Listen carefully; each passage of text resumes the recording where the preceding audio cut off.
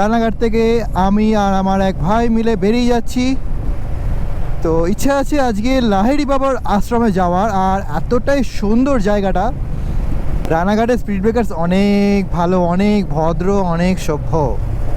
But Kalyani ওইসব দিকের speed ব্রেকার্সগুলো এতটাই মানে চরম লেভেলের, তুমি যদি বাই মিস্টেক যদি খেয়াল না করো তো সোজা তোমার গাড়ি নিয়ে জমের দুয়ারে পৌঁছে যাবে, নো চান্স।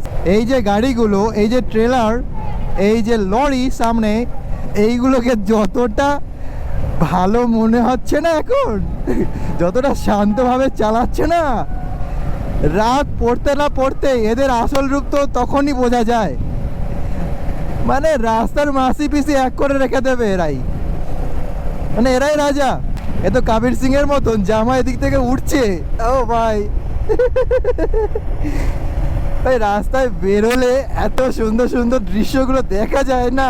সামনে রেড সিগন্যাল দেখতে পাচ্ছি, দাঁড়িয়ে পড়তে হবে মনে হচ্ছে। হ্যাঁ, দাঁড়িয়ে পড়তে হবে।